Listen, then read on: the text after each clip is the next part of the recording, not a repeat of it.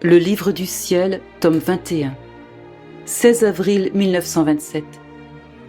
Notre Seigneur a déposé sa vie sacramentelle dans le cœur de la très sainte Vierge Marie. Le grand bien que peut faire une vie animée par la divine volonté. Dans ses souffrances, la très sainte Vierge Marie trouvait le secret de la force dans la divine volonté.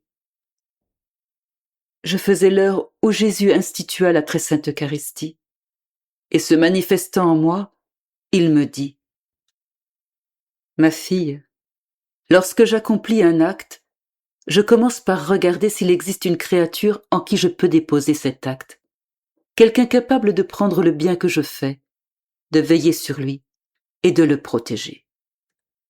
Lorsque j'ai institué le Saint-Sacrement, j'ai cherché une créature et ma reine-mère s'est offerte pour recevoir cet acte et le dépôt de ce grand don en disant : Mon fils, si je t'ai offert mon sein pour veiller sur toi et te défendre, je t'offre maintenant mon cœur maternel pour recevoir ce grand dépôt. Je dispose autour de ta vie sacramentelle mes affections, les battements de mon cœur, mon amour, mes pensées et mon être tout entier pour te défendre, t'accompagner, t'aimer et te faire réparation. Je m'engage à te récompenser pour le don que tu nous fais. Confie-toi à ta mère et je veillerai à défendre ta vie sacramentelle. Et puisque tu m'as constituée reine de toute la création, j'ai le droit de disposer autour de toi toute la lumière du soleil pour te rendre hommage et adoration.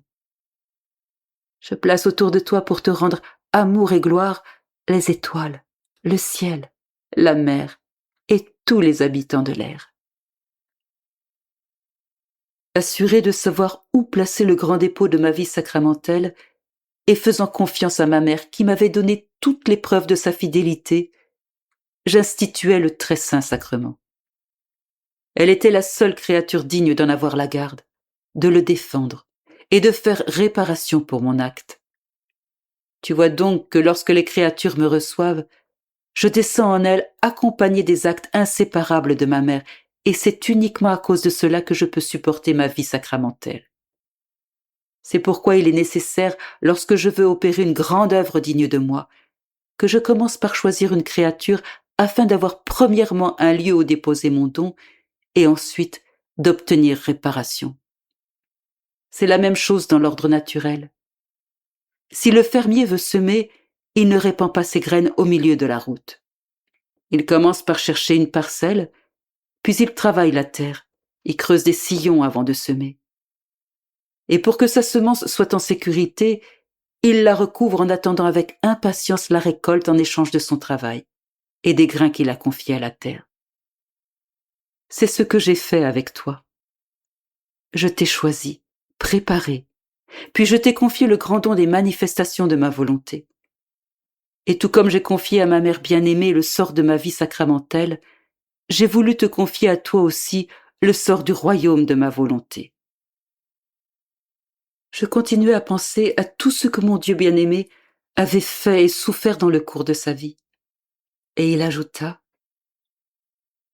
Ma fille, ma vie fut très brève sur terre, et la plus grande partie fut cachée. Mais bien que très courte, comme en elle une divine volonté animait mon humanité, que de bien elle a fait. L'Église tout entière dépend de ma vie et s'abreuve à ma doctrine. Chacune de mes paroles est une fontaine qui désaltère le chrétien.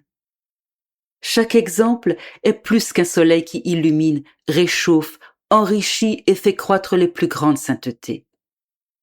Si l'on devait prendre tous les saints, les plus grandes âmes, toutes leurs souffrances et leur héroïsme, et les comparer à ma très courte vie, ils ne seraient toujours que de petites flammes en face d'un grand soleil.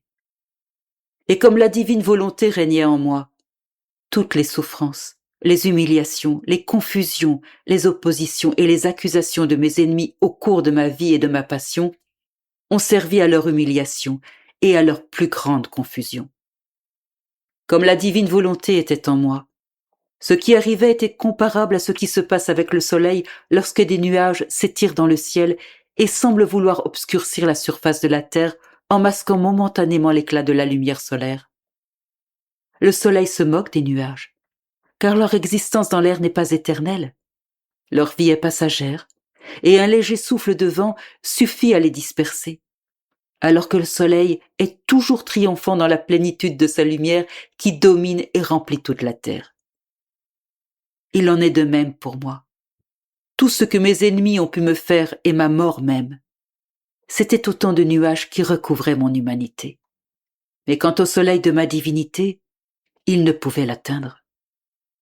Et dès que le vent de la puissance de ma divine volonté a soufflé, les nuages ont été dispersés. Et mieux qu'un soleil, je ressuscitais triomphalement et glorieusement en laissant mes ennemis plus humiliés que jamais. Ma fille, dans l'âme où règne ma volonté dans toute sa plénitude, les minutes de vie sont des siècles et des siècles de plénitude de tous les biens. Et là où elle ne règne pas, les siècles de vie contiennent à peine quelques minutes de bien. Et si l'âme où règne ma volonté souffre des humiliations, des contradictions et des peines, elles ne sont que des nuages que le vent de mon divin fiat chasse sur ceux qui les causent, et ils seront leur honte pour avoir osé toucher aux porteurs de mon éternelle volonté. Je pensais ensuite à la souffrance de ma mère, douloureuse, et le cœur transpercé, lorsqu'elle se sépara de son Jésus en le laissant mort dans son sépulcre. Et je me disais, comment est-il possible d'avoir assez de force pour le quitter? Il est vrai qu'il était mort, mais c'était toujours le corps de Jésus. Comment son amour maternel ne l'a-t-il pas consumé et empêché de s'éloigner même d'un seul pas du corps sans vie? Quel héroïsme!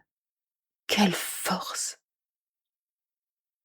Mais je pensais cela lorsque mon cher Jésus se manifesta en moi et me dit: Ma fille, veux-tu savoir comment ma mère a eu la force de me quitter?